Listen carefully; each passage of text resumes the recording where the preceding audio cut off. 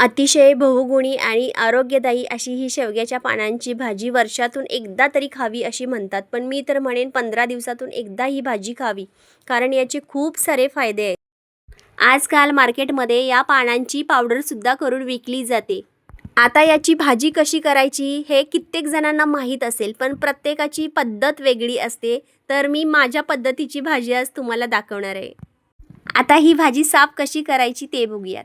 फक्त असं फांदीला धरायचं आणि बोटांनी असं ओढायची. सगळी पानं वेगळी होतात. अगदी लहान मुलंसुद्धा करतील, इतकी सोपी आहे ही भाजी साफ करायला. मध्ये एखादी चुकून अशी मोठी कांडी गेली असेल तीसुद्धा हाताने आपण काढून घ्यायची. आता ही सगळी भाजी मी साफ करून घेतली. आता ही काय करायची, एका टोपामध्ये काढून घ्यायची. त्यामध्ये भरपूर सारं पाणी ओतायचं आहे आपल्याला. जसं अळूचं पाणी लावून घेत नाही, तसं ही सुद्धा भाजी ना अजिबात पाणी लावून घेत नाही.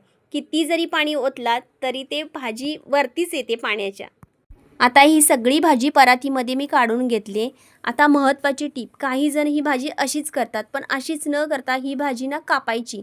कापताना थोडी ही भाजी अडकल्यासारखी वाटते, तरीसुद्धा एकाचे 2 भाग तरी झालेच पाहिजेत. कापणं हे खूप महत्त्वाचं आहे, तरच आपली भाजी खूप छान होते. आता ही सगळी भाजी बघा मी व्यवस्थित अशी कापून घेतली. आता साहित्य बघूया. 2 मोठे कांदे कापून घेतलेत मी, 4-5 हिरव्या मिरच्या कापल्यात, 10-12 लसणाच्या पाकळ्या, पाव वाटी शेंगदाण्याचं कूट आणि पाव वाटी मुगाची डाळ.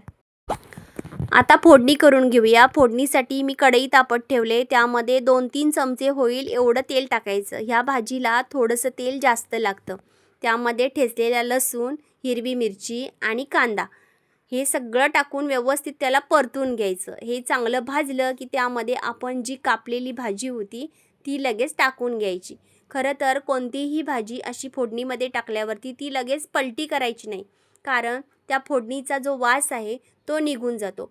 1 मिनिटभर त्याला असंच ठेवायचं आणि 1 मिनिटानंतर हे पलटवायचं. गॅस बारीक ठेवायचा. आता 1 मिनिटानंतर हे व्यवस्थित सगळं पलटून घ्यायचं. त्यामध्ये जी डाळ ठेवली होती ती धुवून घेतली मी. आता ती डाळ टाकून घ्यायची आपल्याला आणि पुन्हा हे व्यवस्थित त्याला हलवून घ्यायचं आहे. आता जी ही डाळ टाकली ना ती मी आत्ता धुतली, कारण ती आधीच धुवून ठेवायची नाही, नाहीतर मग ती भाजीमध्ये जास्त शिजली जाते. आता हे सगळं व्यवस्थित एकदा परतवून घ्यायचं आणि त्यामध्ये आता पाव वाटी पाणी टाकायचं आहे. आता तुम्ही म्हणाल की पालेभाजीमध्ये कोणी पाणी टाकतं का? तर हो, या भाजीमध्ये पाणी टाकणं खूप गरजेचं आहे, कारण ह्या भाजीला पाणी सुटत नाही. जसं मेथीची भाजी, शेपूची भाजी आपण करतो आणि त्याला अंगचं असं पाणी होतं, तसं ह्या भाजीला पाणी सुटत नाही. त्यामुळे याला पाणी टाकणं गरजेचं आहे. त्यानंतर चवीपुरतं मीठ टाकायचं आणि शेंगदाण्याचं कूट टाकायचा आणि परत एकदा ह्याला व्यवस्थित हलवून घ्यायचं. आता हे सगळं मिक्स झालं की त्यावर झाकण ठेवून 2 मिनिटांची त्याला वाफ द्यायची. आता 2 मिनिटांनी त्याचं झाकण काढायचं आणि ही भाजी व्यवस्थित पलटी करून घ्यायची.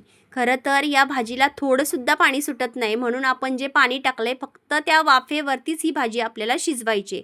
आता हे व्यवस्थित हलवलं की परत आपल्याला झाकण ठेवून पुन्हा 2-3 मिनिटांची त्याला वाफ देऊन घ्यायची आणि मग आपली भाजी खाण्यासाठी तयार होते.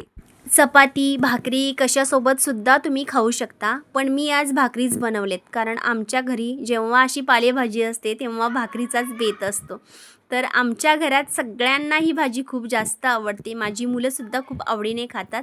त्यामुळे तुम्हीसुद्धा एकदा ही नक्की ट्राय करा. बाय.